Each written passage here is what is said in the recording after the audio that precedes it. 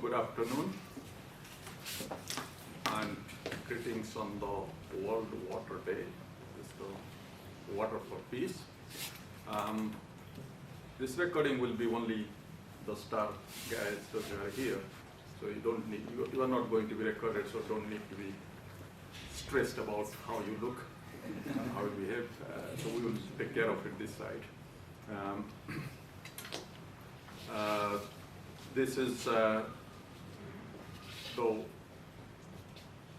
event is organized for the CNDS, Center for Natural Hazards and Disaster Science, which you probably know. That center is at the Uppsala University, of course based in the geosciences, but we, political science department, our Department of Peace and Conflict Research do cooperate. There are other universities, Swedish Defense University, Karlstad. Am I missing someone? No, they are the ones that do cooperate as well. So it's an established center, and Department of Peace and Conflict Research has been collaborating for a long time. There have been people like Nina used to be. Now, yeah, so we are now at least keeping the flag going from another department. And we are really fortunate to organize this event for today, the Water for Peace. And when I was told, I couldn't say no, though I wanted to, but didn't. But I think this is an important event to organize, at least talk about Water for Peace. Particularly, I'm also the kind of, I have been working on Water for Peace or water for 32, 33 years now. Though I started as a water conflict, but then I think I and Stacy got into a project sometimes mid-90s or little bit latter part of 90s. I don't know how many of you are born that time, but some of you are not probably. We started a water peacemaking project, although, yeah, environmental peacemaking, that's mostly water thing. So the Water for Peace will be discussed today in many ways. We have, let me introduce myself, then I will be going a little bit, be prepared that you have to introduce yourself. I'm not going to do that.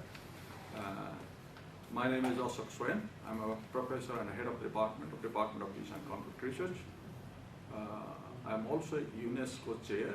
I don't know what does it mean, International Water Cooperation, since I was supposed to be the first one in this university, and no one has told me what should I do, but at least I keep on doing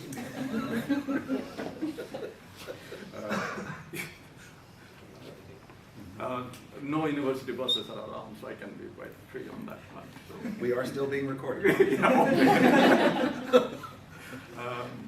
And also I do, I'm the editor-in-chief of the journal which has come, Environment and Security, which the Environmental Peacebuilding Association and SAGE are doing it for some time.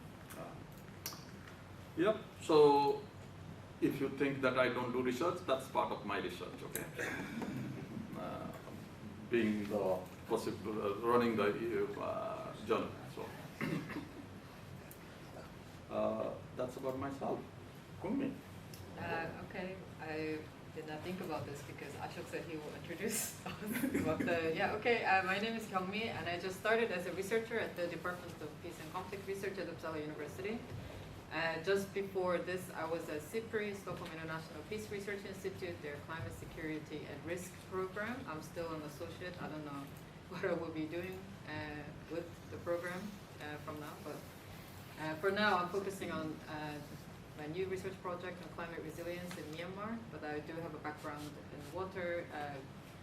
Together with Stefan, we were one of the 3 PhD students at the Research School for International Center for Water Cooperation, and my dissertation was on water and conflict through hydropower in Myanmar. So yeah, that's it.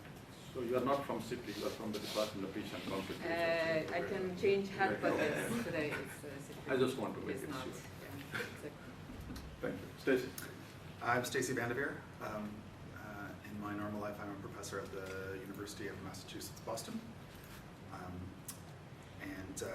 This year, I am visiting Zedstrom professor in the Climate Leadership Program in the Department of Earth Sciences. So thanks for Ashok and the Center and Department of Peace and Conflict for including me. Thanks to Nicholas Zenstrom for funding a professorship so I can sit here with you all year. I don't know, I either was or am a political scientist. It depends on who you ask, I suppose. That work has most consistently been about climate change and minerals and mining and chemicals, and sometimes the European Union and US and European roles in global institutions. I am not a water person, but also I'll spend most of the time talking about the connections of minerals, mining governance to the questions of water, conflict, and peace. As Ashok mentioned, we know one another long enough that it was back in the last century when we first worked together. Work from the last century, we'll call it to give our exhibit. It's fun to be here, and I'll say that preview is that, as you know, probably mining has exploded in geographic coverage and material flows around the world. So it leaves us, sadly, it leaves us nearly infinite possibilities to connect to human security, human insecurity, water, and conflict. Yes, hello, I'm Stefan Döring. I've been working at the Department of Peace and Conflict Research for almost 10 years now. I'm also research associate at PRIO, at Peace Research Institute in Oslo. And as Kyungmee had mentioned, I've done a few years ago my dissertation on water and cooperation. And I'm looking forward to today's talk. Thank you. I think we have an exciting panel. I don't know, it looks like so, but then let's see. I think you also get a few minutes to tell about your research, what exactly you research on, and how it connects to peace and water. Stefan, go ahead. Okay, so I feel like since I'm the first one talking, I should start this off with some facts on what water day. So also, if you haven't really understood it, but so every year the UN Water has this day around different themes, and this year's theme is peace. So, which is also why our department couldn't say no to not hosting it. So, but just in general, there's this is a map of international river basins in the world. I think it's not the most accurate, but just to give you a picture of how much space on Earth is covered by international river basins. So this is not even the sort of domestic ones, but just the ones that are at least shared between two countries. And those river basins cover almost half of the Earth's land surface and account for about 60% of freshwater flow. And over half of the population lives in any of these transboundary river basins. So it's obviously very clear that it's very significant to talk about transboundary rivers. And there's over 150 countries have territory of at least one, or territories have at least one of the, I don't know how many there are now, but here in this one it's 286 transboundary rivers and lake basins and 592 transboundary aquifers in general. So there's this should be on the policy agenda of almost every country to a certain extent, how they share water. But at the same time, we often see in media, I mean, this was obviously as long as I'm a child at least, I mean in the 90s there was these wars about water debates, and I even found a more recent article, how can we avoid water wars? So we're often confronted, as water scholars at least I would say, you're often confronted with this question what about wars on water? And so I just wanted to very briefly give you just a very short summary on sort of more general research on this. So are there really wars between countries over water? Overall, so the decades of research now suggest that that's not what's happening. So there is no or like, I mean, we can talk about different definitions of disputes and conflict of interests, and we can talk about wars that are fought in and around water, but by and large, countries rather cooperate over water, or they have some sort of diplomatic agreement rather than going to war over water. And we definitely see also more collaboration between countries in river basins that have some type of institutional or governance solutions. And there's also research that shows that the more democratic countries, for example, are more likely to share water. And in that sense, water can be used as a tool to promote peace, right? But that still requires a lot of work and maybe like third-party involvement, other enforcement mechanisms. And so, for example, there's a big data set on transboundary water agreements in Oregon, and they have, since 1948, they count that there are about 650 transboundary water agreements and 120 river basin organizations. And so river basin organizations are types of institutions that can govern the use of water resources. So I don't know the latest figures on how many peace agreements we have since 1948, but I would guess that there's more water agreements than there are peace agreements. So so that said, I mean, doesn't mean like it's all good, right? It's all happened. There's only peace over water, because that's something that happens at the national level, and there might be different dynamics that happen at different levels.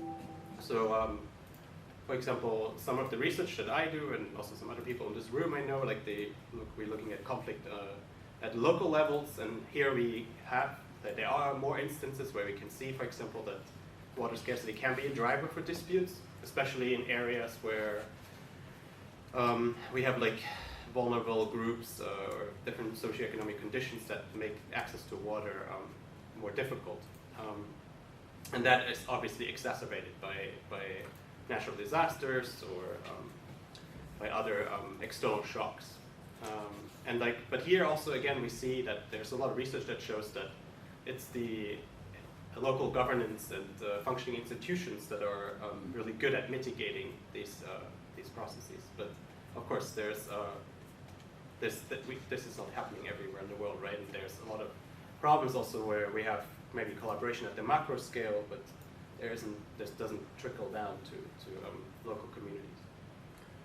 So that brings me to like something else that research that I'm doing right now, which I've been often looking at this map of like river basins or transboundary river basins in the world, and then given that I work at the Department of Peace and Conflict Research, I also look at this map, which shows active armed conflict, and you can see, I'm just going to go back and forth for 1 second.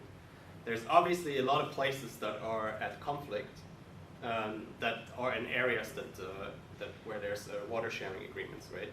So I often ask the question, well, what happens to water resources when they are impacted by war? And that's a research project I'm doing right now, or ever since I finished my PhD.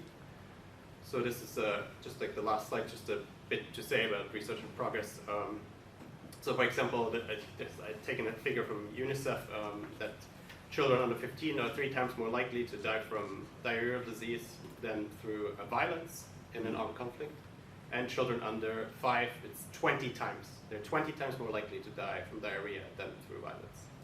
And in Congo, for example, the DRC, in the most armed conflict, the most violent, intense areas, it's much more likely that you die from an infectious disease than through a bullet. And often that's something that we don't really talk so much about. And like the recent wars, for example, in Ethiopia and Ukraine, and right now in Gaza, those children that are like, it's terrible when we see news about children being killed. But what's even more dangerous is they don't have access to wash facilities, like so water and sanitation, and when they don't have access to food, for example. And that's something I'm researching on now. Just like very briefly, for example, I'm also looking at psychological outcomes. Having a study that I collaborate with somebody where we show that people that have been exposed to drought and war have much higher levels of PTS. And then I'm also now leading a study on where I'm trying to find for the world better figures on these UNICEF figures, which were based on I think 14 countries, and I'm trying to like do research on that across different conflicts and also distinguish different conflicts. But that's sort of maybe a little bit more also about my research. Thank you. I think it's good that you said how many people die with the bad water. I remember when the 1990s, I was in the department. I was the only one who didn't really look at the conflict data. And I needed to have my presence that not to be ignored by our conflict people. So I put a note, printed it in the, those days printers were not that good, but I printed it saying that due to the bad water, polluted water, 4 million people die every year globally. And just to make it sure that my number is higher than the others. And that's something says that still we continue to do that, to show the importance of water and how the water is important for the world and the world's health and well-being and peace. Thank you, Stefan. Stacy, now it's yours. Sure. Thank you. It's great to be here. As I said, I'll talk a little bit about mining in relation to the questions at hand. And I have two very elaborate slides. Both of them have all pictures. This one, which I called Mining from Above, just trying to give people a little sense of what mining looks like. And here, the top right and the top left, these represent essentially two dominant forms of mining. You have the sort of large scale, mostly corporate or corporate in conjunction with state actors of these very huge open pit mines. And then on the opposite corner, you have what is usually called artisanal mining. There's the one picture in the upper corner with miners digging in the mud, and then there is in the diagonally across, the one with all the sort of local pools of water. And the space in the middle is an image from the 1950s of a mining disaster in the United Kingdom that was then more recently made famous again because it appeared in The Crown. So there you go, for your royal fans, you will have seen it twice. And so just to talk a little bit about that, about the connections here. One connection, as I mentioned, is that between the sort of high-tech revolution of our contemporary economies and the energy transition, mining has been growing exponentially since the late 90s, but most especially since the first decade of the 2000s.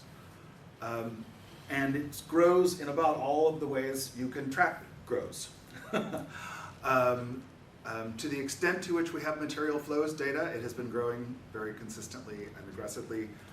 It grows in terms of geographic coverage, it grows in terms of the number of mines, and in part, because of all of those things, the number of artisanal mining areas and artisanal miners and artisanal mining communities has also grown substantially. The artisanal mining, the definitions vary, but they tend to focus on the fact that it is generally surface mining. It is generally sometimes referred to as informal, other times less governed. It does not have corporate financial backing, and it does not have the protection of many formal institutions at all. Most of the places it's practiced it is illegal.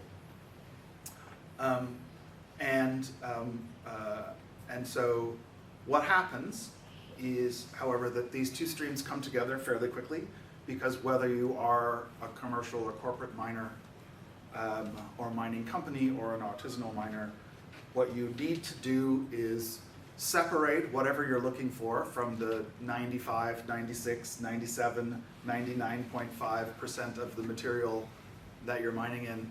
That's the waste. So 99 point something material is waste, and you're looking for small commodities of gold, silver, rare earths, coltan, cobalt, all of these now famous commodities. But once you do, and that initial separation is done on site, so that what you're transporting is not entirely separated, but it isn't massive amounts. Usually it is not massive amounts of material. And you do it on site very often with chemicals, or involving chemicals, both with pressure, crushing things, and with chemicals. And then after that, it goes essentially into the global materials flow. And these materials are very difficult to trace. We have a lot of assurances by corporations and others in the world about the due diligence they have done about traceability, but in fact, in a lot of commodities, it's pretty clear that somewhere between 20, 25, maybe up to 50% of the materials in the global materials flows started in some illicit manner. Either they were mined artisanally and ungoverned and then put into the stream, or they were mined in a state or corporate mine, but they had to be moved across the border because they can't be sourced from one place because there's too much violence. So you move them across the border, you smuggle them until you can get them into the flow. So one of the things to know about this is that, as you can see, a kind of massive amount of ecological damage, and as you can see, the water is a central part of the ecological damage. Mining uses water to wash things, to cool things, but mostly it uses water to disperse toxins, heavy metals, and other kind of chemicals that are used. So it mostly leaves pretty massive amounts of contaminated fresh water. And that fresh water is likely to be on the surface and added to surface water, and it is likely over time to contribute eventually to contamination of aquifers, particularly obviously the least, the parts of the aquifer that are at the lowest depth. And in poorer parts of the world, you get your well water from the parts of the aquifer that are at the lowest depth. You don't have these massively deep wells. So you get a sense of this in terms of its environmental, social challenges. Many of these mining areas are highly securitized and highly militarized. They're very hard to get to as a researcher. They're very hard to get to as activists. It's a global organization called Global Witness, which is based in London, which does some great work. But they have built essentially expertise in making connections of people in these regions and trying to get really unfortunate information, data, images, and reporting out, because it's far too dangerous to be an outsider in most of the worst areas of these locations. The second slide, again, some surface mining on the top two, and then the bottom two capture for me two big themes, both in the research and in the activism. The woman there who's holding the condoms is part of a local women's organization that is essentially doing a lot of sex education and women's organizations. Mining, whether it's formal or informal, tends to involve a lot of young males, most of whom come from someplace else than where the mining is, and there is quite a bit of sex work, sex trafficking and such in the broader communities around, and a lot of gendered violence. And so you see one of the responses on the ground, as the slide says, is that women in the local communities, or women who were formerly sex workers were innovative and got some kind of help funding or from an international NGO, have organized. You organize women's collectives and all these kinds of local efforts to help the women and to raise awareness of the challenges. And then the one with the fantastic headdress, and it represents for me the very substantial amount of indigenous politics and controversy around mining. Most famously all over Latin America, but you also see it in parts of Southeast Asia, Central and Southern Asia, and in parts of Sub-Saharan Africa. That small indigenous, formally recognized indigenous groups and or smaller old ethnically based indigenous groups often find that their land and their communities are the places that new mines, either artisanal or corporate, end up going. And so you have a lot of scholarship about indigeneity and mining and controversies, and a lot of activism on the ground. I think a couple more things. You see in the governance responses, let me just, a couple of things. There is a lot. I did some database work on this a handful of years ago, and I've been keeping up some of these interests over time. And you see that there is a lot of corporate social responsibility, kind of broadly understood sort of governance arrangements here. There are some fair trade and a lot of certification and labeling schemes. These schemes tend to be best taken up in the, what you might think of as the better, moderately better governed parts of the world in terms of environmental standards, labor rights, and democratic rights. And the more challenging or incapable local and state governments, the less the certification schemes have tended to matter or be taken up. You also see here a lot of increasingly transnational connections, which are really fascinating, between the anti-mining activists and mining governance. We've got a number of projects based at universities trying to facilitate those kinds of discussions. Lastly, let me say that that mining is always environmentally destructive.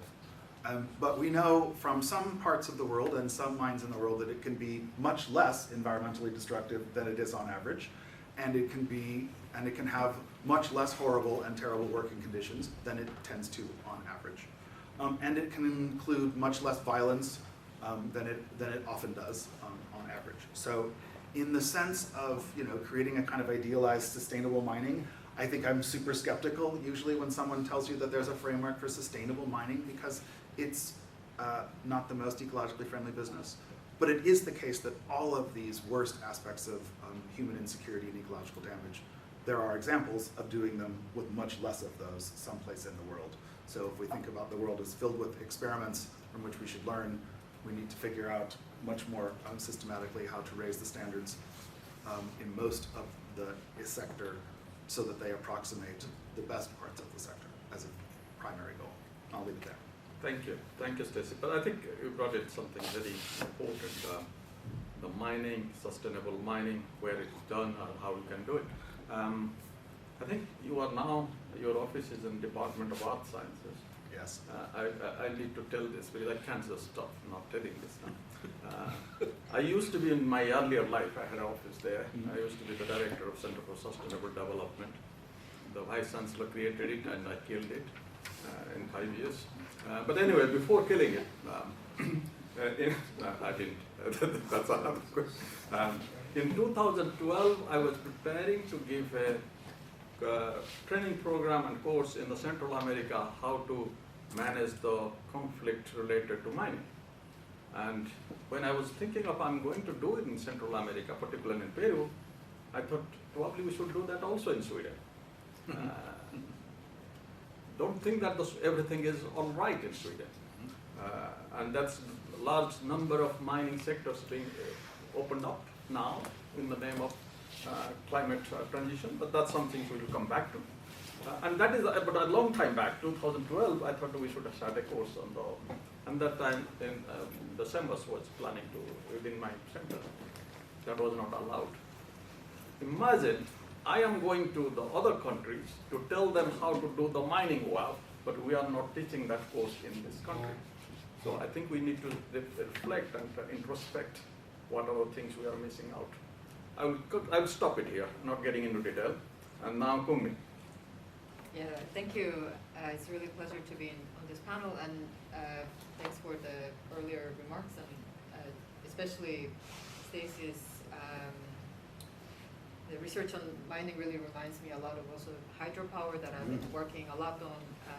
That's quite intriguing. They're quite similar dynamics that, it's always been framed as hydropower is never so profitable as it's always portrayed and calculated by engineers. And in reality, it always costs more money than planned and etc. But hydropower, we can talk about it also a bit more later. But I wanted to talk more about climate change today, actually, the climate-related water risks, because Yeah, so at SIPRI, I worked a lot on this climate change and security and different aspects of security. And when we talk about climate change, actually we did mostly really look at water and how it changes sort of this hydrological flow, or like having these extreme weather events that are either floods or droughts. So it was actually a lot about water that we dealt with this analysis. So, and I also happened to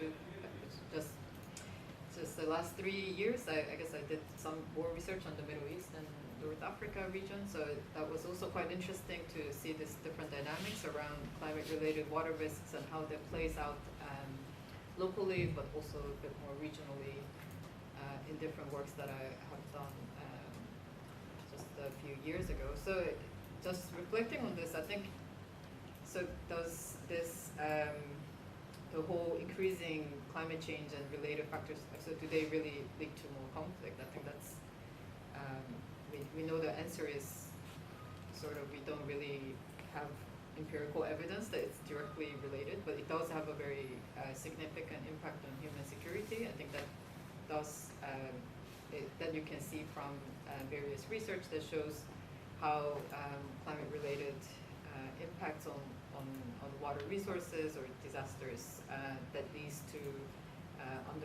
undermining of people's livelihoods, mostly the nature-based livelihoods like agriculture, forestry, and fisheries, and etc. So I mean that's definitely one key factor, that the people's impact on their livelihoods is really the key risk factor for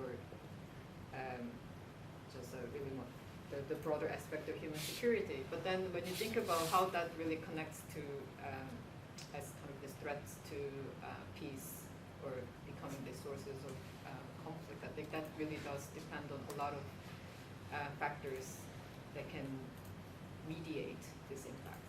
So in the MENA region, you can see that obviously the countries that are already affected by conflict, that's not climate or environmentally driven or water driven, but this water scarcity on the ground, it does impact communities and also the countries in a certain ways that can exacerbate the risk of or the prolonging of this conflict. So that we can see. So I think that one of the questions also you wanted to bring in is, so what do we do to mitigate this? It will come after. It will come after. Okay.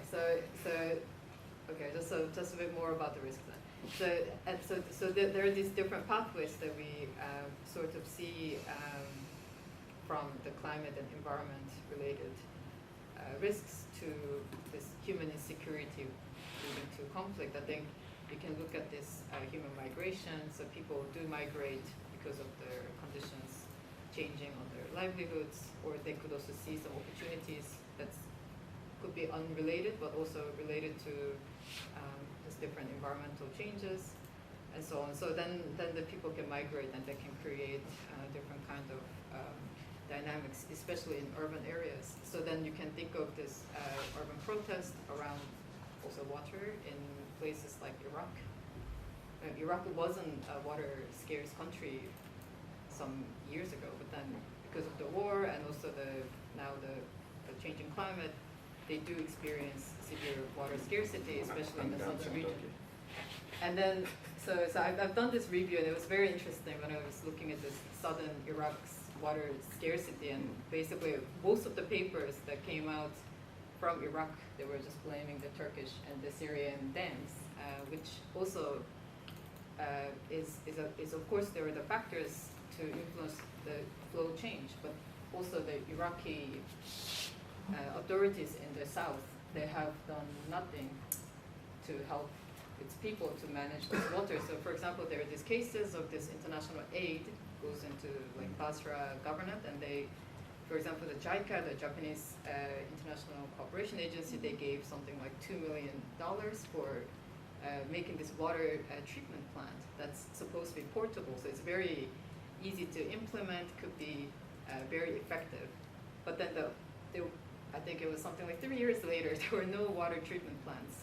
And money was just all gone because of the corruption. So you can see that this linkage with this conflict entrenched societies, they do also tend to have lots of local elites invested in this kind of militia groups or different kind of business entities that are linked to this type of security actors, then they can really tap into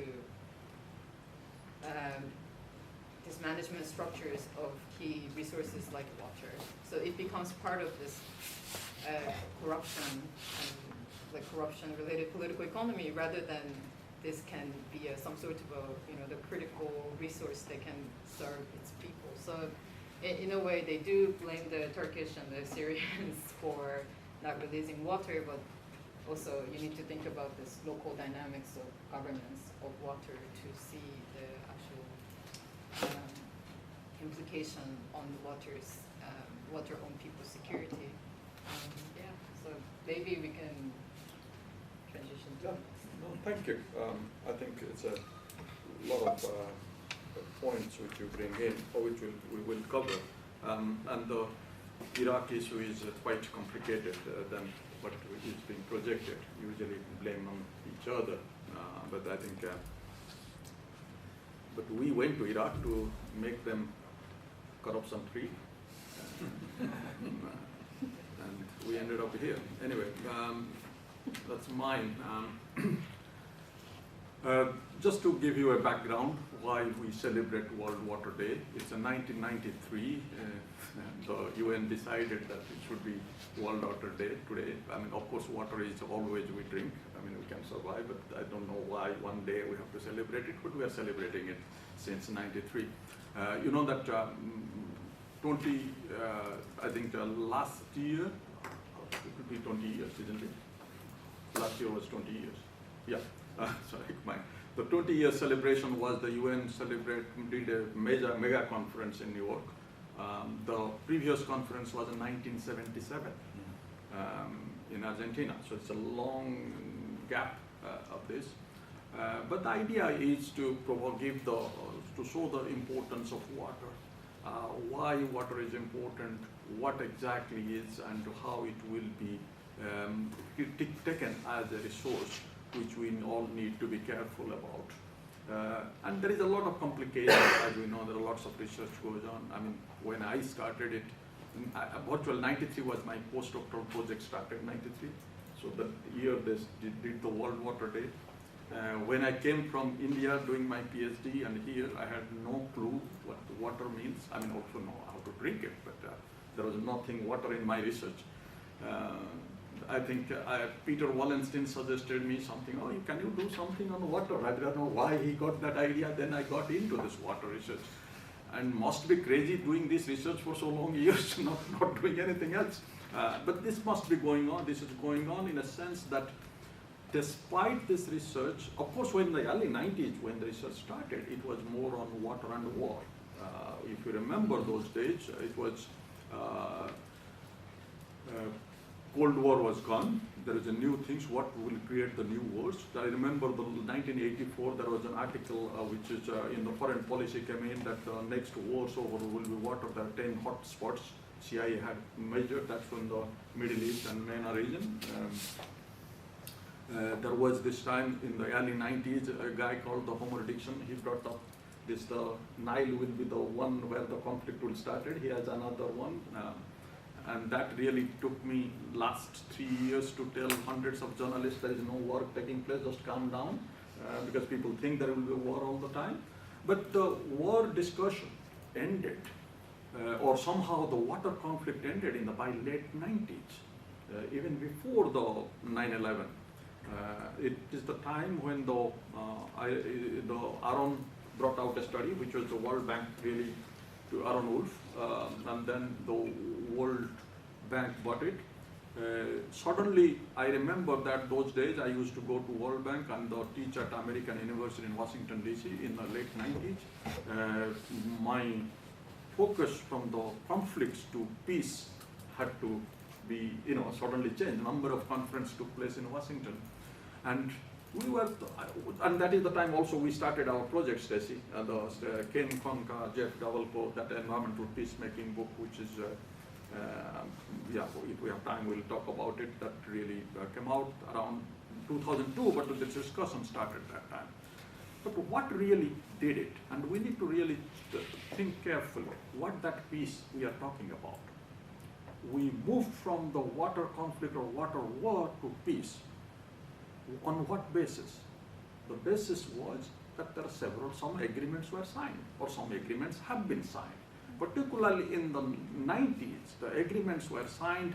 If I remember, those were the major ones were signed. 94 peace agreement in the on the Jordan River Basin, that was a part of the thing. 95, the Mekong. 96, Ganges. 99, Nile Basin Initiative. And suddenly we thought, wow, we are signing all, because these are the hotspots, some of the hotspots were there. We are getting into the agreement. Of course, it is World Bank or other people, those who have interest in these things, to convert into a thing that it is actually leading to peace. But we as a researcher needed to be very careful what it's leading to. Is it are these agreements are the good agreements? And who is really doing these agreements? For what these agreements are being signed? Are they being signed to build more dams or to really make peaceful, sustainable investment in the water resources that the peace will continue? That we didn't ask. And because agreements, we thought that they're peace. And I always, because World Bank doesn't like me, and I have good friends who work there, but they do, I have a very good relationship in otherwise. But because they think that the agreement, if you remember, there are two countries called India and Pakistan. They like each other very much, and they have an agreement 1960 on the industry. And they say that once you sign an agreement, you don't fight. 1960, the agreement is still there, but they fought a war in 1965, they fought a war in 1971, they fought another war in 1999. Every day they fight a war of some kind. And how do you say that the water will lead to peace, though there is an agreement? So I think we really didn't really question the quality of this agreement and the intensity of this agreement to move those conflict areas to cooperation areas. Of course, theoretically, we did a good study. I think it's the best study available on environmental peacemaking, isn't it, Stacey? Of course. Yeah. So theoretically, it was great that once you agree on the water, which is very important, or environmental issues, for the survival of the people, for the interest of the people, because that will force the political leader to sign an agreement, that will create a possibility for the countries to cooperate, people to cooperate, or it will also take away the war or the conflict, violent conflict from your agenda. It will create a kind of environment or norms that you will start negotiating. It will provide a platform to start negotiating on other issues. So environmental peacemaking means that you start peace on water or environmental issues, and then you move on to making peace in other areas. That, of course, theoretically is very strong, but we really didn't have the possibility to look at it carefully, neither quantitatively, there is not large N studies available, nor we are doing the comparatively. There are anecdotal case studies we had, quite a few, but that didn't really work out whether it will work in the different conditions, different environment, different type of issues. Then suddenly we move from environmental peacemaking to environmental peace building, and that came up by the UNEP. And that was a kind of, they brought this idea. I know who are the people that time. I think you, Stacey, also remember. These are the younger ones that probably don't. But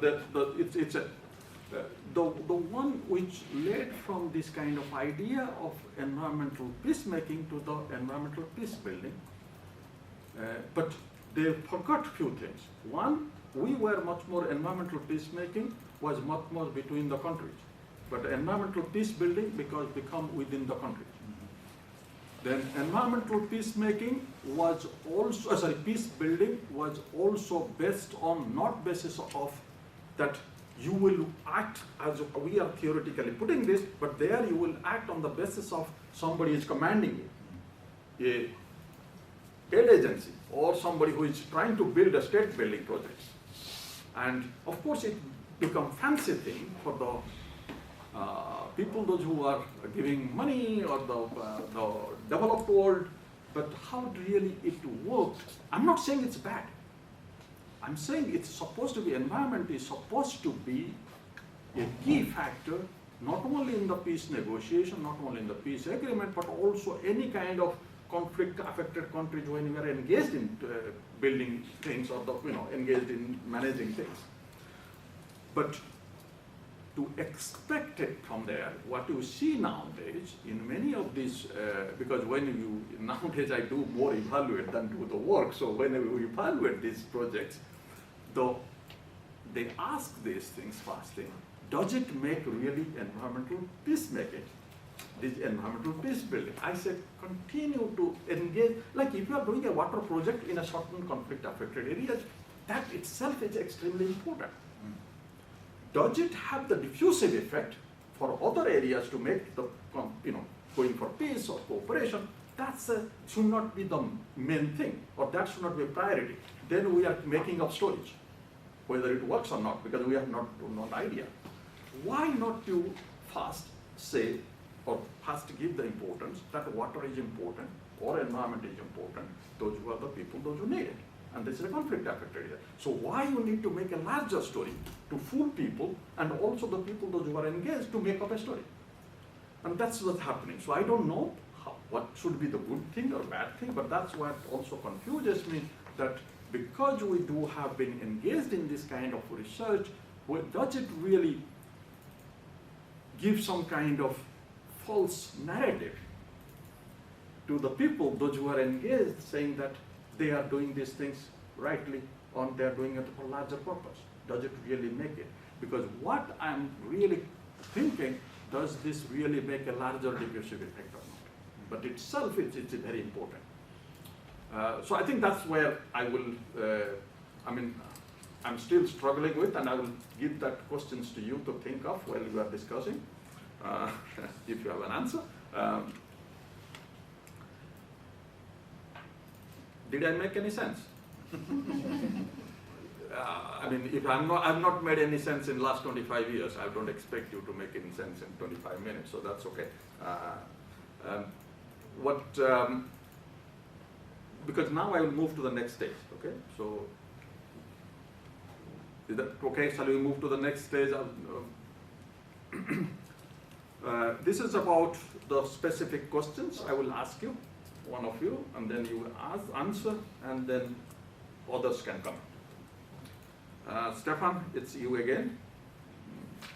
Well, how does access to fresh water impact conflict resolution and peace building efforts in regions prone to water scarcity and resource competition? I feel like that's what we've just been discussing for quite a bit, right? So, I guess based on what you, lots of the points that I wanted to say were already taken up. But I think there is. I think you're right by saying that, how does water agreements? Okay, you have a water agreement, so you agree between two countries. This is how we're going to share the water, but we might fight about other things, right? So in that sense, it's quite interesting because there seems to be something special about water, or at least in a certain way that creates, at least in that realm, some peace.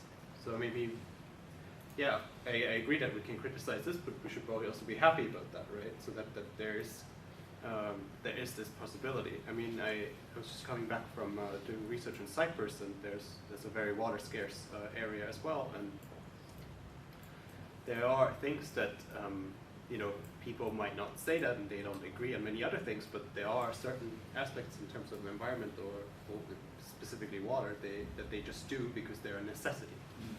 Once things become necessities, people usually they go to the table and then talk to each other. But unfortunately, we can't always wait until this happens, right? So in climate change, this exacerbates the needs for these processes.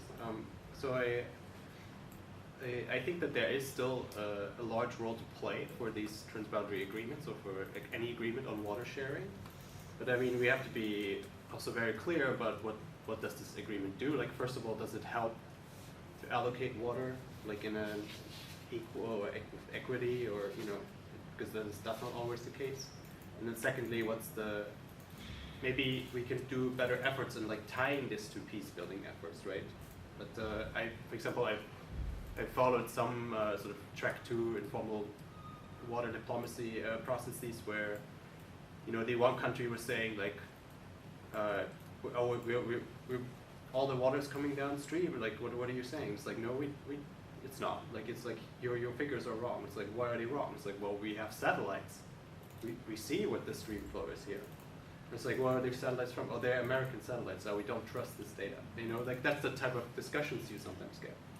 And then, I think it just points back to the fact that what I said earlier. It's like a lot of these, and that we know also from just general peace negotiation theories, is that we often need this third party, this like somebody who can enforce things, somebody who can bring people to the table to agree on these issues. And then lastly, I just want to say, it's very clear from lots of research that more democratic institutions are better at doing these things, and so we need to work also on local governance and democracy to facilitate positive solutions.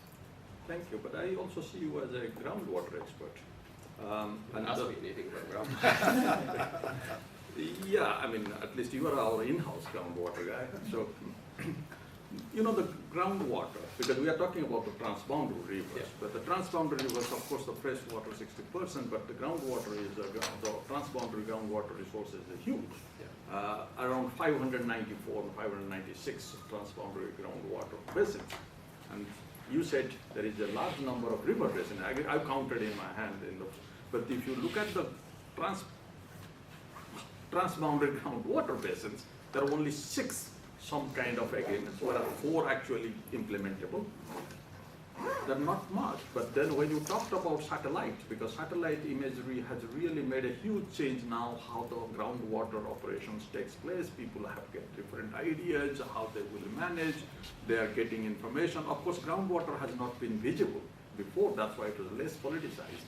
But now it is much more important. It's also politicized, being politicized. How do you see the groundwater resources transboundary ones moving in that direction? I think like a lot of these agreements or these figures on transboundary aquifers, they are being revised every few years. And as far as I understand, one of the main drivers for why they have been increasing in the last couple of years is because groundwater, right? Because we realize all of a sudden, wait, this aquifer actually goes across the border, right? That there's a lot of cases where this has happened. But I've also seen that there are this hesitancy among some countries to do more proper analysis because they don't want to know. They don't want the other people to know like what's actually available here. So there's always this issue. I think it's 2 years ago now that it was growing well. Water Day was on groundwater. Yeah. So we also talked a lot about like what are sort of technical solutions to help with this, and it is more challenging, obviously, to know, like, even if you don't, an issue of groundwater is also the quality, like, there's a lot of groundwater being found in northern Kenya, like, oh, groundwater, great, yeah, but it's saline, right? So how are we gonna make this useful? Like, are there gonna be technical solutions to this? So in that sense, I think there is potential in this, but that's also complicating in many ways because it's this hidden resource. Really. Thank you. Stacy or Kyungmee, you want to add something? I'll just pick up a little bit there. One of the things that, and I'll ask Stefan if he has more comments. One of my concerns about groundwater, the combination of groundwater extraction and privatization and technological development is precisely that as it has become cheaper to drill deeper, you centralize control of water whenever you do this, often encouraging the drying up of the shallower wells. So in the sense of like the general trajectories on groundwater extraction, do they look more worrying in terms of the amounts of extraction and the depths at which they're extracted? And is it correct that there are on-the-ground implications of that? I mean, the first thing is the privatization. I mean, some of the research I've done, actually I've never published on this, but some of the interviews I've done, groundwater use, for example, in Kenya, is that most of the people that I worked with, also from water ministries and also engineers that actually do these drills, they say the problem is actually not the companies, because they actually have there's lots of checks and balances on what they do, and like it's exactly, you know, there's a big flower industry, for example. But it's actually the sort of lawlessness what people do on their private beers or in their private farms, or like in Nairobi. I mean, you can, if you have the money, like you can pay somebody to drill an 800-meter, you know, borehole. I mean, so, and then it's sort of a competition of like who gets who gets deeper in certain places. And in Cyprus, where I was just their capital, Nicosia, is, I think it's like 30 or 40 kilometers from the sea. I mean, they have now seawater intrusion into the groundwater aquifer because it's just over-extracted in the coastlines, and that's, you see that in many other areas as well, and that's a governance issue, right? Mm-hmm. Right. Because people just pump and nobody keeps checks on it. Mm-hmm. That's difficult to keep check on this groundwater. I mean, particularly when your governance is weak, and it's in the countries where that's what the and whether by even the question comes in how much you can really stop people when they need the water, what kind of restrictions you can put, who needs this water, and this is the kind of thing, pricing of the water comes into play. Maybe I can Of just tag on this privatization and this agreements. So, I think this, you might have been this person to have this, but someone said the Indus water agreement is like a divorce agreement. That's me. Was that you? You're quoting my statement. Yes, I really think that there are different degrees of like how water agreements are set, and how it's also looking for the future variability. I think that's also how you can think about so will this agreement still be reliable method for conflict mediation if there will be any changes happening in any water basins. So there's a call for making these water agreements more flexible, so it's not about, you know, fixed number of water goes into different countries, right? So that's definitely one element. But I also think that, like, for example, a lot of the water agreements, they concern hydropower, and of course the hydropower is a non-consumptive use of water, which means the water will still stay in the river. Therefore, this can be sort of a win-win situation, as some people see it. But there has been also a big push for hydropower that's financed and operated by private actors. So the government becomes more of a regulators rather than they don't really own any dams anymore. So with this privatization of basically water, and then the river basin agreements are signed by nation states, then there is a bit of a gap between. So these companies are extremely powerful because they have the power to build, and they can decide how to operate these dams, and governments may not have so much say in like how these dams are going to be operated. So in that way, these water agreements that we have currently are very weak to deal with this type of future threats and development. So I think that's a very big risk for peaceful management of transboundary rivers. Thank you. I think it's also, I will continue this discussion in this context, because the next question is, I'm supposed to be questioning and answering it, what exactly I mean.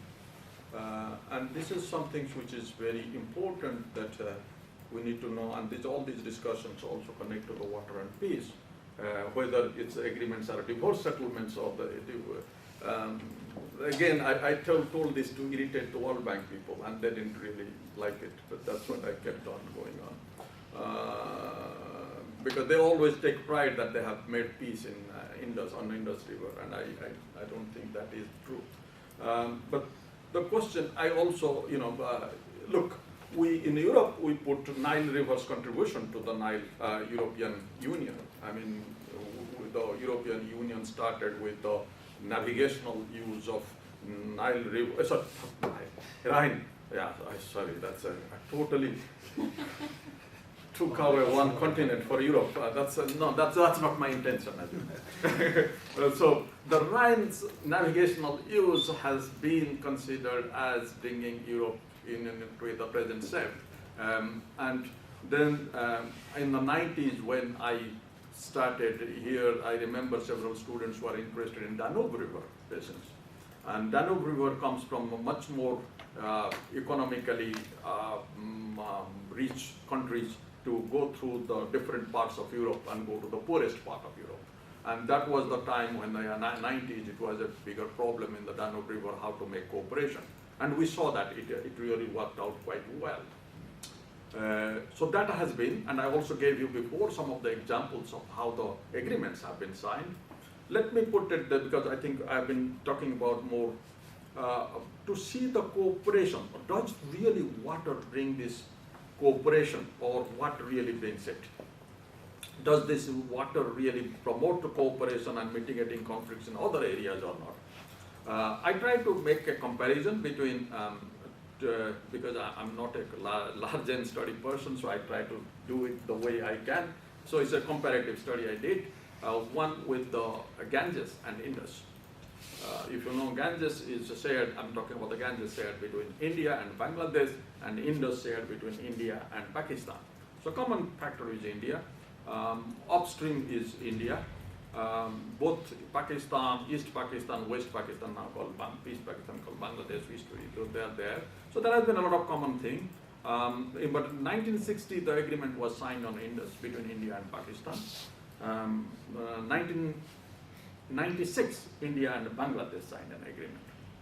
And the agreements are, of course, the Indus agreement was signed on the behest of World Bank. World Bank put most of resources, and here India and Bangladesh signed on their own. There's not very little done by others. And I try to see, does that help? Did this, all these two agreements, how that have influenced the bilateral relationship? As I was mentioning, in the India-Pakistan case, they didn't do much. Of course, they have signed the agreement. They did fight wars after that. They always fight on small things over the water, which water projects will be taken up on these rivers. Like if India wants to build, because I don't want to get into the nitty-gritty of agreement, then I need another 5 hours. But then, if there is India tries to build something on the upstream Pakistan objects, then World Bank brings in neutral expert or create a different kind of adjudicators. So then they try to solve it. It just goes on and on and on. All the time there are conflicts, even within the agreement. And then they fight the war. So that didn't really go into any kind of cooperation. Whereas India and Bangladesh, I remember being in Bangladesh in the 90s, early 90s, and being there. The type of the newspaper I used to read, almost 60% of the news was blaming India because it was taking the water away from the Ganges River. And that's a 40,000 cusecs of water from the Ganges. And I thought, it's a country of that time around 80 million, now it's 100 or something. And then I thought, how come that much of water is such an important factor? And it was everybody, Bangladesh was bringing into the international groups, UN, everywhere. I mean, it was a real issue there. Then the government changed both in India and Bangladesh in 96. They signed an agreement. And they signed an agreement, there was not enough water there. They just created, I call it the South Asian ingenuity. They manufactured the statistics. They took the statistics from 1949 to 1988, when you signed the agreement in 1996. So they took an old statistics, create an agreement on the basis of not the amount of water available at the Faraka, and they divided it. So they can fool the people saying that they get more water than before, but there was not water. And the dry season, I was going with a British group that time as an international group to 97, okay, so you don't, it's a long time back. I went there to look at that whether the agreement has been really holding up, because there is not enough water, so how the agreement is holding up. The ministers, Bangladeshi politicians, Bangladeshi bureaucrats, those who were before 3-4 years have been complaining about India and how India has been terrible to them taking out the water. They suddenly have changed the face. They say, wow, it's a fantastic agreement. It's going on well, but there is no water there. Then I realized what's going on here. I mean, the same people, they had another voice. They are now neither saying that whether something is happening, but actually there is not water there. But I was on the river. I could see the measurement myself. What really made this difference? It's important to ask this question. Is this water or is this the politics? So if politics is not suitable, whatever the agreements you sign or agreements you do, it's not really going to work out or going to have that kind of diffusive effect, because they created a number of other areas where they could cooperate. There was lots of other issues where they had problems with, but then they started working together, still working together. Of course, both the countries are not anymore democracies, or I don't know what you want to say, but that's a different thing. But there's no much confrontation of that time when I was facing in the early 90s. So I think that's what brought me to the question, what is to say? Then another basin which I also looked at is Nile quite closely. Because Nile, again, the World Bank got this Nile Basin Initiative in '99. That was the most stupidest thing you can do. Why I call it the most stupidest thing you can do? Because they thought that if they bring all the basin countries together, they can find a cooperation among the countries where the main problem lies. That's Ethiopia, Sudan, and Egypt. And there, Ethiopia contributes 87% of the water. And if you think just bringing the White Nile Basin, making a big mess, I wrote a piece that time called Too Many, I thought I should say too many crooks. I said too many cooks, too little broth. Actually, I was writing almost too many crooks, but stopped it. And that really made World Bank quite furious. And that is the issue, because you need to first settle the issue between Ethiopia, Egypt, and Sudan, and that still continues. Why this happens? What really brought this Ethiopia, Egypt, Sudan not to cooperate? Because you might have had this grand Ethiopian Renassa Dam. It's been 2013, it has started operation. Actually, 96 Ethiopian water minister showed me the blueprint in Addis that they have this dam to be built, but they didn't have money. But the 2013 they started money because getting internal resources. Ethiopia is the only country which could, outside after Egypt, no, not Egypt, after China, India, and Turkey, Ethiopia, the other country in the south, which could really build this kind of dam, not getting money from the World Bank. It really raised for money from itself, or from its diaspora. But what I'm saying is that when Ethiopia built this dam, this is a massive dam project, $5 billion. That's the largest development project in Africa. But there is no agreement. But that dam is also a hydropower dam. If you know the hydropower dam is not taking away the water from the basin. So why Egypt is not actually happy with it? We need to ask this question. It's not about the water. It's about who controls the water, who has the power. That's what is keeping the agreement. Trump started making a peace agreement, and Trump doing a peace agreement, as you can imagine, made a big mess out of it. I mean, Biden is better, but at least Trump was Trump. So it's 2020, it happened. But then it's continued, and there is this global discourse that there will be a war. That's what I'm saying. I probably have spoken to 100 journalists that there will be no war, just calm down. But that's what journalists love. You know, they want the war to take place, but it's a very complicated. If I have time, I can explain why the war will not take place. But this is the question comes in. There are two basins I told you, or two areas, regions I told you. Though water leads to cooperation, or water leads to agreement, or some kind of agreement, but is that water is important or driving it, or something else is driving it. And we need to realize that unless it comes together, probably water is not sufficient to do it. I will stop here. I've given quite a number of controversial statements to attack me. I was just looking at the camera. Okay. So you remember. Go ahead. Punch. Peaceful, okay. But anything to add or something on this base? Because you are, no? Well, maybe I can Please go start. ahead. Yeah. So I think lots of this water diplomacy and the efforts to mitigate water conflict, I think they do have a few principles they want to always bring in, which is not just about water and what is the equitable and reasonable allocation of water, but also about this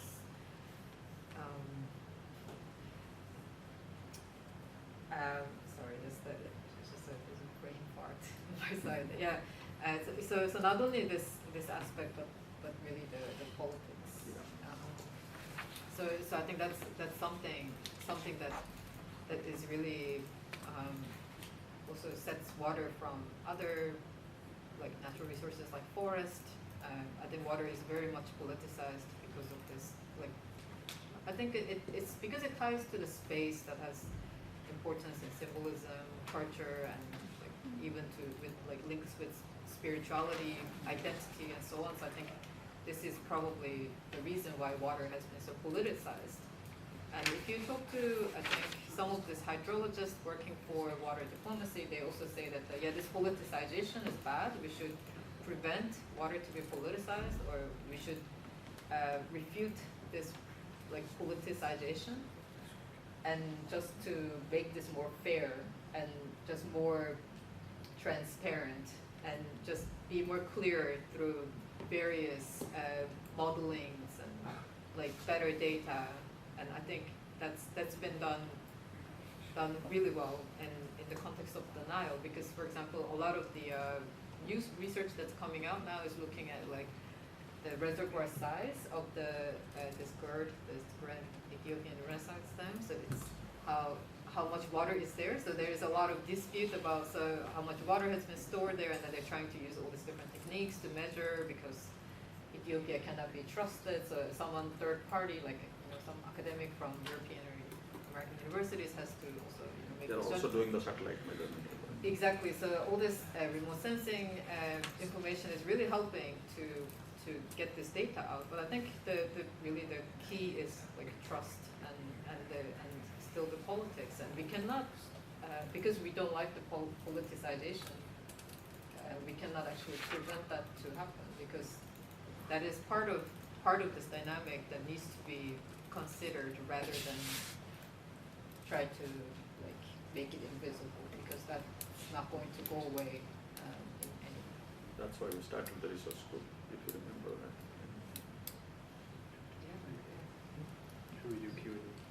Yeah, but I think there are questions also, sir. Great. Quickly, then shall we move on to mining, water and mining? Then I will be very brief so we can get to Q&A. Just a couple of connections. One of the things that seems to have changed in the run-up in the expansion of mining is that there is an awful lot of dam construction in wet parts of the world, where there are new mines, because the one thing that mining companies love almost as much as very valuable things deep underground is almost free electricity. So across the Amazon basin and a number of other places, you see a lot of damming to produce electricity, and the main client of the electricity is a mine, or the mining in the region. And I think it won't surprise anyone in this room to know that oftentimes people in those areas who were there before the mine were promised and are promised electricity and compensation and the sorts of things to get the dam project through, and they find that they are mostly aggrieved at the end and undercompensated given what was promised and such. So you see these kind of connections here, and this gets at the kind of reminder of a resource nexus reminder that mining is one of the entry points in this peace and conflict, localized conflict debates, in which it is land intensive, water intensive, fossil fuel intensive, and electricity intensive. So even when you dam something to create nearly free electricity for the mine, it's still, because of the equipment, quite fossil fuel intensive. So you still truck in and bring lots of fossil fuel in. It requires lots of road, rail, infrastructures. So its footprints are huge.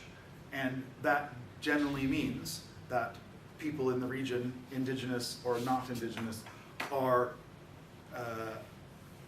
expected or coerced or pushed to adjust to all of those changes.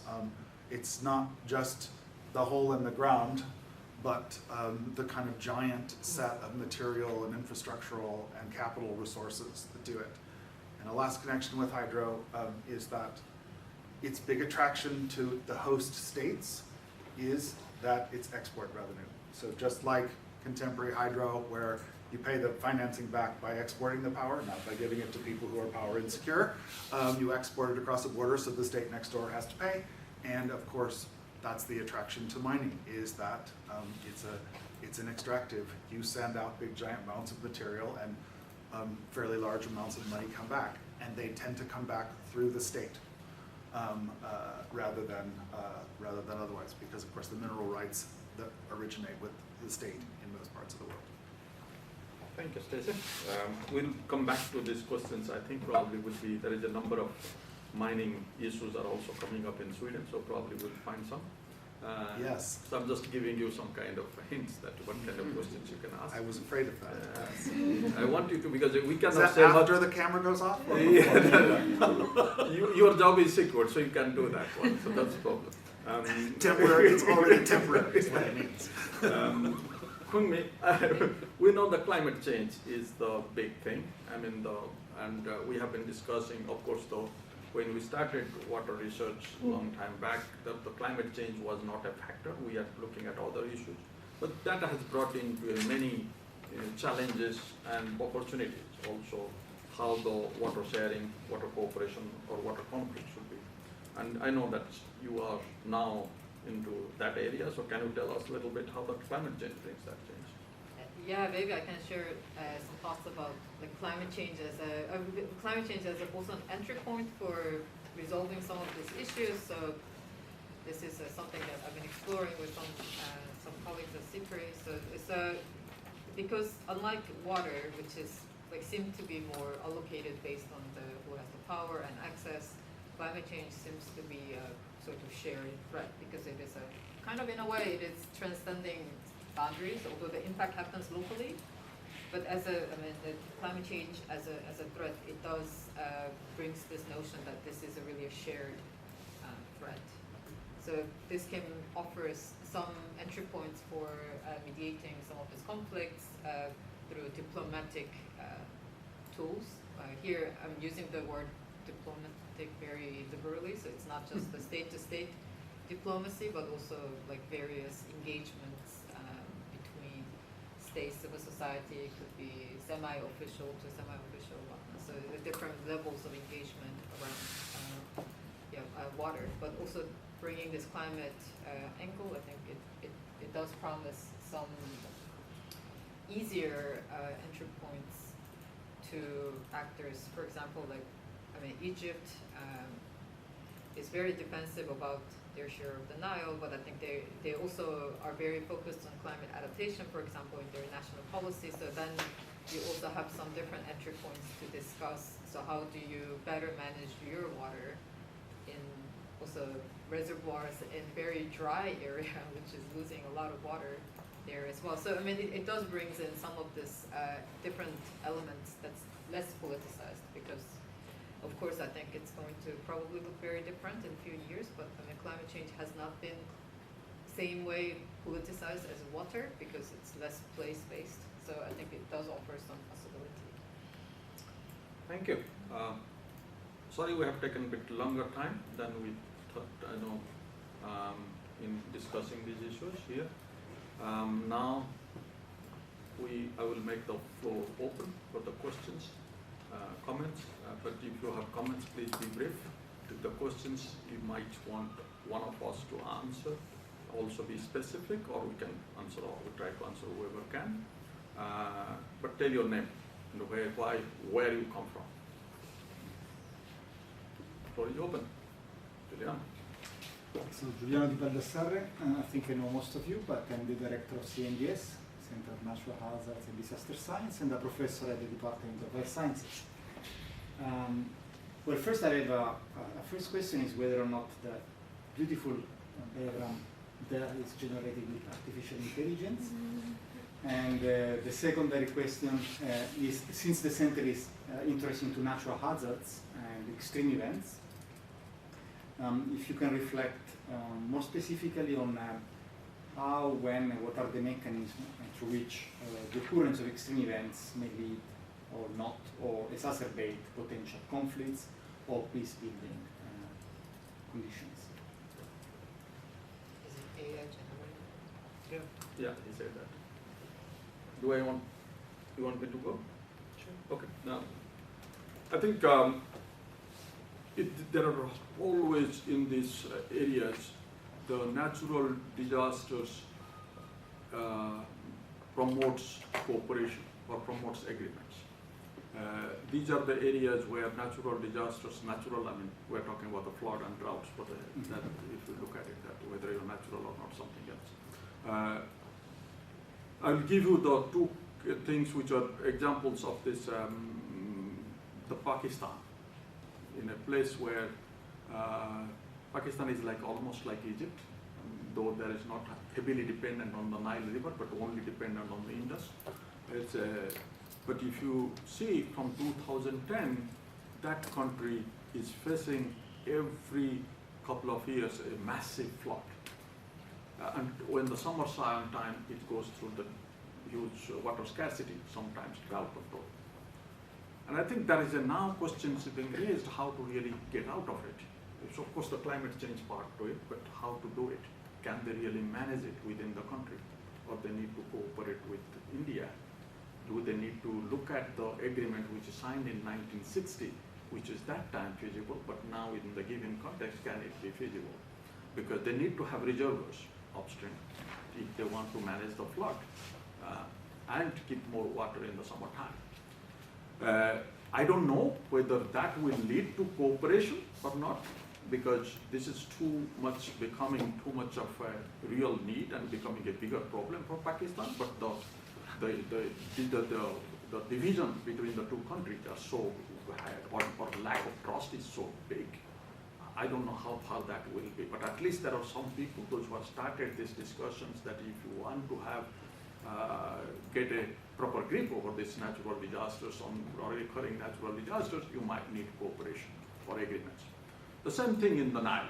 Nile, look at, I was trying to explain to you also the Grand Ethiopian Renaissance Dam. What is happening? Why I said Egypt cannot really go for war.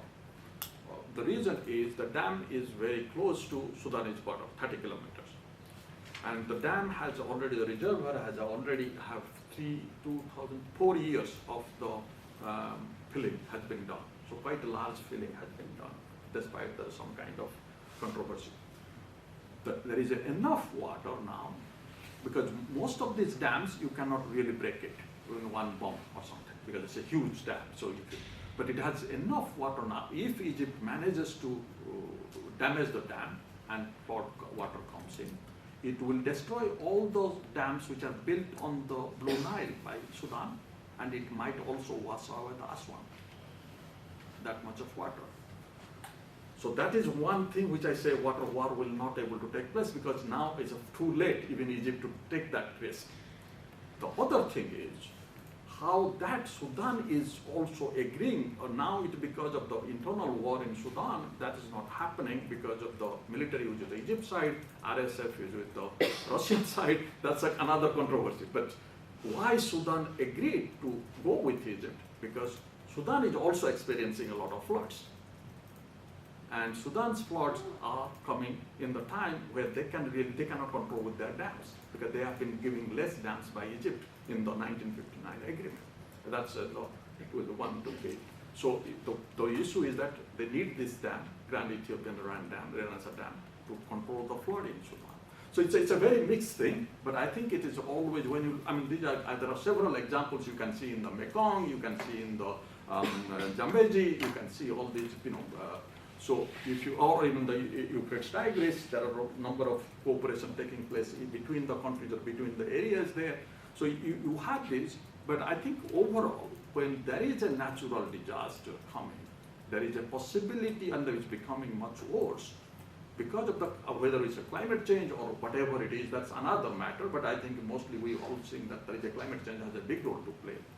There is a attitude towards, or there is some talk going on that to building cooperation, building agreements. I'll give a slightly different answer. I agree with everything that Ashok said about interstate cooperation.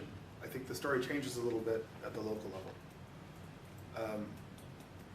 In parts of the world where the state's response is very, very weak, that if there are non-state actors who can fill that vacuum in the wake, especially of disasters and or repeated crises, then they gain strength. Because it's a good way to delegitimize an incapable, inept, corrupt, or indifferent state. And there are lots of different kinds of those. Or absent state. Or totally absent state, right? So we do see, I think at the local level, there is a lot of, there are a lot of opportunities to be better at service provision, emergency response, and even pretending to care in the wake of disasters by non-state actors who are already present, already there on the ground, and already competing for legitimacy with the state.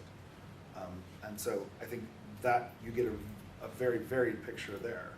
One of the things that makes this a complex picture is that interstate cooperation really has a rough time trying to figure out what to do with such actors, right? Because if you are interstate cooperation, I certainly don't want to end up legitimizing any non-state actors in the region, particularly in an era in which we're mostly securitizing international non-state actors, generally speaking, right? And I do think you see these, and I think there are plenty of cases of this sort of recently.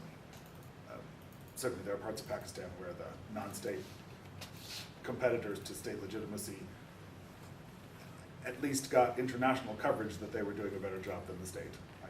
I wasn't on the ground there, so I can't verify that claim. But there has been some studies also. Yeah. And today morning I also spoke to how Sudan will be, to a British newspaper. So they are much very interested who will be the non-state actors, or the non-good actors will take force in that. It's happening. I mean, that's those are things we should be taking. Anyone wants to? I can do this 30-second elaboration on Stacy's point on this non-state actors in the example of Myanmar's Rakhine state, where there's an active conflict between Arakan army and the military. So during the cyclone last year, cyclone Wuchatu, so it hit the west coast and it killed about 400 people. So they were mostly people who weren't warned by any authorities, and the rebels are claiming that the state did not do any good job on evacuation, and they claim to evacuated everyone, including the Rohingya. So that's quite a claim, but they seem to have done quite a good job on this relief and recovery effort. On the other hand, the state did this. They did this Buddhist ritual to tell cyclone to go away, which obviously failed, and they also declared the entire state as an emergency area and basically restricted international aid to enter the area completely until June.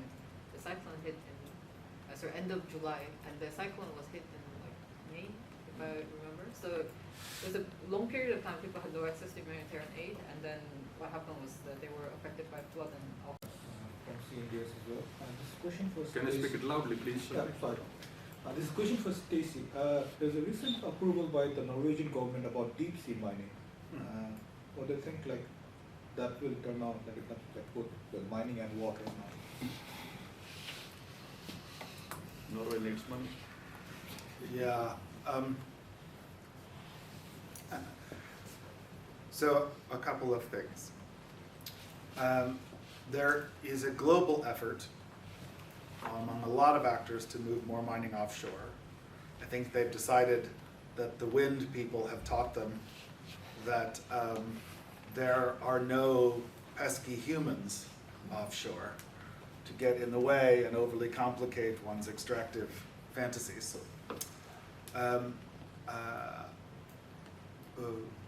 These actors are very OECD based, these advocates for more, there are some, China and a couple of others who are pretty interested. And my initial reaction, I'll confess, is a more ecological one, in the sense that if you think groundwater extractions are difficult to trace, wait until we have massive sea level, sea ground floor mining. Because the only people who will be able to access the information are the miners themselves. That will be it. And they will be all corporate and all leveraged to the teeth and under tremendous pressure to extract profit. So I'm, as you can hear, a skeptic of the concerted push. It reminds me, as a side story, there's a great book by a woman named Julie Klinger on the rare earths politics. She's a geographer, and it's about sort of the frontier creation and the rare earths crisis and all of the ways in which states used the rare earth scarcity to impose order in parts of China and other places. But my favorite chapter is the chapter which she traces the American interests and some Europeans who convened several meetings to change the lunar treaty so that the moon was no longer the common property of all mankind, but could be mined. Now, we have no access to mine the moon, but the point is, there were all these organized interests who thought, this is finally our opportunity to bring down this really pesky concept of a common property of all mankind. We don't want it on the moon, we don't want it in the oceans, we don't want it in the atmosphere. We want, in fact, these to be privatizable places where we can make money. And so they sponsored a whole bunch of, got lots of very important political people to come and talk about mining the moon on rare earths. And so this is, I think, a similar effort. And the last thing I'll say is on the research side, is that we know remarkably little about what's going to happen when we do this, in the same way that we know remarkably little in a lot of Europe and North America about the ecological impacts and human health relationships of a whole bunch of versions of aquaculture and offshore energy, because states don't fund the research that they don't want to know the answers to, and it's too expensive to do without public resources. So there's also a pretty clear concerted effort to not know what the risks are, not unlike geoengineering, since the camera's still on. Yeah. Can I ask a supplement? Mm-hmm. How do you see the mining plan in the Sami areas in northern part of Sweden? Yeah. There's a big push on in this country and in its region to mine in the north, because there's lots of things to extract. I am reminded of the big push in my own country, since you can hear from my nasally English that I'm American, to get rare earth mines open in the West, in the American and Canadian West. And principally what happened was that very large loan guarantees and subsidies were hurled at an industry that has no chance of being profitable without the perpetual hurling of very large subsidies at an industry under the pretense of domestic industry construction. And when sustainability is used, it is almost always a reference to the financial sustainability of said industry when it gets up and running and is a success. There is a reason that there are no there is a reason that there is not already a giant mining industry in the Arctic North. It's very, very expensive. it's much more expensive than the pictures I put up of the mines in the global south. And since there's no incumbent effort to make the mines in the global south high standard and therefore more expensive to do, I see no chance that in the American Rockies or the Canadian Rockies or in the Arctic north of Scandinavia, there is likely to be a particularly successful effort to do this unless everyone agrees that not only are there several billion-dollar loan guarantees to restart the nuclear power industry, there are also going to be multi-billion-dollar loan guarantees to restart the mining industry. Those are the things that are on the table right now. Thank you. Sorry to put you in the stop spot, but I don't want to answer, so that's why I No, I'm being an ingracious guest in the country, and I'm sorry. Charles. Great, so thank you all of you for your interesting inputs today. So Ashok brought up climate change towards the end, but we didn't hear that much about it. I think Dr. Kim said something about his entry point for how to manage water. So I was wondering if both she and Stefan could say something a little bit more about what they felt the impacts of climate-induced water scarcity or threat to ecosystem services that provide a lot of water, how that might upset, for example, all the cooperation you said goes on about water. So what's the thinking about that? And then Stacy kind of alerted to this in his most recent answer, but I was kind of curious about the mining won't go away if we switch to clean tech, all these green Right. metals. So I was wondering his thoughts on some of the environmental impacts of that, and some of the incentives, perverse incentives, he already talked about it a little bit. And then what type of governance structures, if any, might we need to sort of get the best out of this for the transition we all know we need, but avoiding other types of terrible Yeah. environmental impacts. Thanks. Yeah. I'll stop there.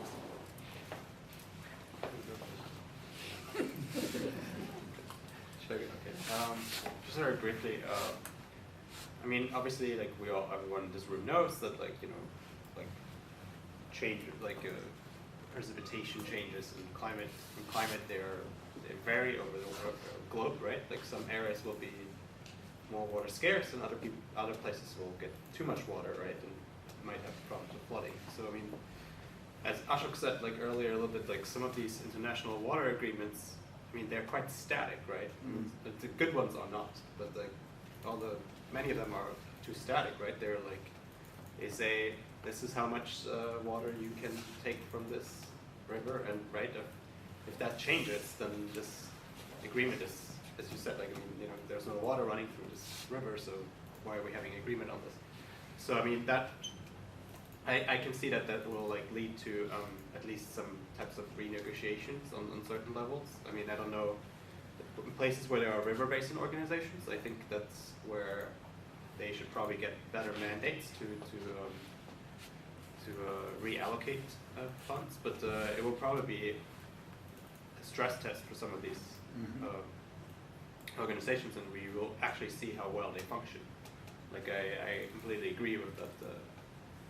Some of these are extremely challenged by this.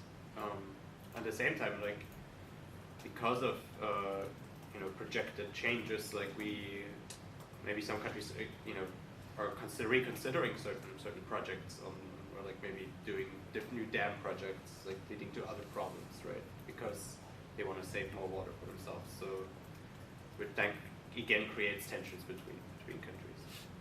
And then the other thing, and I think we also already said this before, and sort of answers also parts of Juliana's question, was we obviously, like, through natural hazards, like be them through climate change, like some people that are most vulnerable will be, or there some people are more affected by them, the most more vulnerable, and that sense, we need to like take more, like globally, we need to like be more forthcoming also in like mitigating climate change, right? Like, because that's often like sometimes there's inequalities, right, across regions and within countries, and we see that especially with exposure to climate change. That's excellent. almost don't need to add anything. It's just that maybe a few things about maybe climate change and the water piece. A lot of anthropogenic changes are happening in many of these basins. I mean, for example, the Central Asia, like, so they have this agreement based on the old Soviet times that excluded like countries like Afghanistan from getting any access to, for example, Darya River. So now the Taliban, which I think they share basically the same kind of a transboundary water policy as the government that fell. So they're building this gigantic canal that's supposed to irrigate like big part of their northern territory close to Uzbekistan. And this is, Taliban can bring all the construction equipment in the country and dig a canal. That's possible, and they have done it. You can see it in the satellite images because the main canal has been already dug. So think about that, like just one incident. They don't have any formal rights to this water, but they can build a canal to divert water. So yes, Afghanistan is an issue, the Taliban is an issue even for international water sharing and peace, but also you cannot also overlook this very inefficient irrigation system in Uzbekistan that's been for decades wasting also water. So I think you need to also see just not only the upstream, downstream, who's doing this new development that's bad, and then you add climate change onto this equation, which makes everything complicated because the impact is also quite specific. It's not that the countries all will have less water. Some countries will have more water during certain time, but I think the importance is the change. It's going to be different from what we know and how things have been managed on the ground. So how can we really respond to this with adaptation? I think that's the key also, to think about the impact.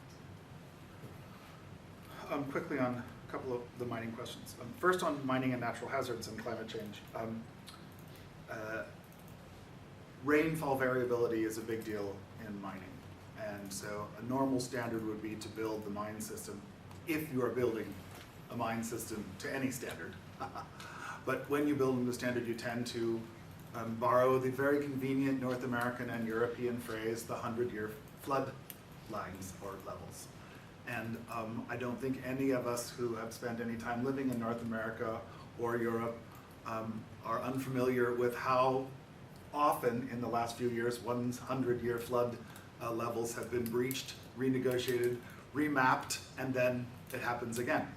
So when you overwhelm a mine's ability to take in stormwater and the whole mining system around it, you get a lot of bad things. Landslides, vast chemicals, they pile waste next to the mines pretty consistently. So lots of bad things can happen and hundreds of people can be killed downstream and then many, many more poisoned in a longer fashion. So the catastrophic potential for these big mines is quite substantial.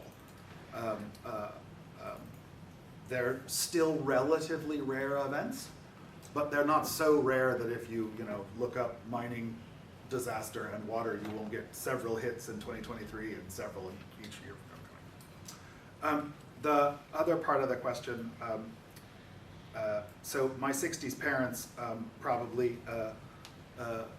my mother probably would still chant if she had the opportunity to the phrase, meet the new boss, same as the old boss, and from their labor days. And that's a lot true of the clean energy economy. The clean energy economy is built in many respects on the very worst versions of the existing global political economy. And mining is among the best illustrations for that. And that's, if I was being kind of frank about how the trajectory of my entry into this, it was a combination of the fact that students that when in a class I used to teach were quite interested in mining and regions, and it got me more interested in it, and the fact that it so perfectly illustrates that we still think of these global challenges like climate change as the sum and solutions to them as the sum total of cleaning up the end of the tailpipe of the global economy, and mining is a really good illustration of terrible human security problems, immensely material wasteful, very militarized and violent and securitized, quite toxic, and pretty successfully shifted away from the wealthiest people and consumers around the world.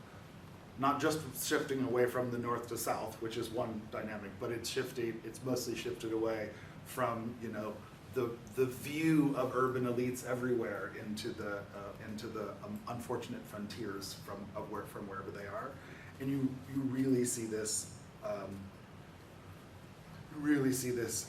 in where mining has grown the most, and it's just want to put it right out there. We tend to be, in our transatlantic space, optimistic creatures about progress. And there is no evidence that mining governance is getting any better. If you were talking about the percentage of the materials that come from places that are better governed or less toxic or less violent, there's no evidence at all. There are examples of much better mining, but they are rare and often unique. So progress is not being made. Thank you. We are almost. Thank you, he says. What can I say? Anyone wants to ask something? I won't be like that if I get any dinner party invitations in Uppsala, by the way. I promise to be a better dinner guest than that. Sakti. Yeah, I wonder if, like, talk about like hydropower, and like hydropower is not necessarily about water; it's about energy. Right? And like there's talks about like okay, water being like important aspect, but I wonder it's not the main aspect, and if we should look at that in the sense of like the energy output and like the relation between like different countries, like transnational or like even within the local communities, about energy and not about the water itself. Curiosity. Can I take this? Okay, well, I think that's a one actually quite interesting aspect of this hydropower and energy connectivity. Then that's sort of a transforming rivers into not only a, you know, like we think about river as like, you know, fishermen going to get like food and, you know, sources of livelihood to basically an economic body that, you know, shares this electricity. I think that's also what's happening in, for example, in the Mekong Basin. So they have lots of hydropower dams. Some on the, I mean, now there are about 2 dozen on the mainstream, but also many on the tributaries and so on. So because of the regional grids, the energy is shared. But the hydropower does have especially the large dams, does have a really fundamental, irreversible impact on river's ecology and also the morphology of the river. So it actually shifts how the river, not only the water flows, but like it really just fundamentally changes the ecology. So I think not only the fish migration, the Mekong after the Amazon, it has the largest inland fisheries. So that aspect you can see already after one tributary dam, something like out of 160, something like 50 like indigenous fish species in the Pakmun River has disappeared. So for example, like these things does happen, and there's a lot of empirical evidence that shows that I think rivers, especially in very productive global south, it has really immense environmental impact. But you, as you said, this connectivity with this regional grids, it's another driver to build these dams because it becomes more profitable because you can export and, you know, you can reach like urban centers in different way with these big grids. So Asian Development has this grid project in the Greater Mekong region, so that's really fantastically mapping all the countries with these dams, and that's really contributing. It's one of the drivers of the hydropower development in mainland Southeast Asia. I just wanted to add, I also wanted to say that the fisheries, I think there's lots of sediment built up, right? I think the ecological aspect is immense for especially bigger dams, and then when we're now talking about cascading ones. And then another thing with bigger dams is also that there's a lot of displacement often because of that is not being handled in a fair way often. Like lots of people lose their livelihoods because of these dam displacements. So I mean, it's not just electricity, right? There's a lot of things that are tied to this, plus the building of it, you know, how is it being done, the human rights being protected, or like concrete use and main material use, right? It's a dam so usually like very large picture.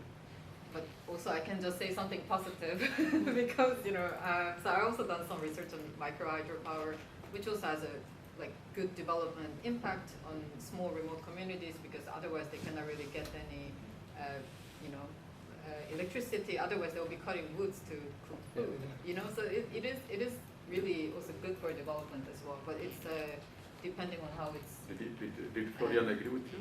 No. designed. Okay. Yeah, well, I mean, I think also in Nepal, for example, like some of the countries that are very, you know, I think the geography and the population distribution, I think this type of stuff it really matters for the social and environmental impact too. I have something to say, but it's the last question I'll take it from. Go ahead. Yeah, so I want to be a little bit the devil's advocate here. So I'm an energy engineer, so we're developing renewables and trying to make build technologies that make our society sustainable and resilient. And I mean, now we hear a lot about negative aspects of hydropower. Also, there were some thoughts about offshore renewables also. I mean, what kind of a world do we want to have? I mean, we want to battle climate change. The vast majority of our energy sources are fossil fuels. All societies are inherently dependent on electricity, and this dependency is just growing with electrification and digitalization. So we need to have stable electricity. Hydropower, we can't do it without hydropower. We can't do it without more hydropower. So if we want more wind, solar, other renewables in our grid, we also have to have stabilizing functionalities, which we can't have from the intermittent renewable energy sources. So we sort of have to make it work with hydropower. We know that there are massive drawbacks also, but we need it. So it's complex. Yeah, I think because of the time factor, I mean, I think that's the part which we are all confronting with, what exactly is where we should stop, or what should be. Okay, are we prepared to? My phone rings always when I'm in the last moment. But how we are going to adjust? What exactly we are going to make compromises to our living standard? Can we stop countries, those who are aspiring to be like us for years or decades or centuries? Can we stop them? These are the questions. They're the major mega questions. But at the same time, we also need to ask: can we sacrifice some of the people? Those who have sacrificed their livelihood, sacrificed their life for some other people's or the larger national interest. And that's where the question comes in, how to make those balance that the people, those who have been sacrificing for those so-called larger national interests, they should not sacrifice more. They should be compensated well, or they should be respected as human beings. So while we are looking at the energy issues, we must also look at the people, those who are sacrificing or sacrificed in the past. So that's once we make that compromises, and then I think we are fine. And with that, I will stop. I think we are getting into a dangerous territory of what exactly to be done, and that I will leave it to. I want you to live like me when I was a kid, so that I will see what's going on. Thank you very much. Thank you, all of you. Of course, you don't have any choice, but Stacy had a choice to stay out of it. Thank you, Stacy. Thank you, CNDS, for giving us the possibility to cooperate with you, to work together, and to have this meeting for you. And thank you all for coming in this fantastic weather and talking about water. Listening water in Uppsala is never a fun thing. It's either snowing or raining outside. So, but I mean, I salute your courage. Thank you. Fika? Yes, we have some fika, but due to my mismanagement, I have not prepared a place, but you are most welcome to our kitchen in the other side of the building. There is some coffee machine. You can possibly take some coffee if you want to, and I have to ensure that your security is not threatening my department. Then it's okay. So we can go. Thanks.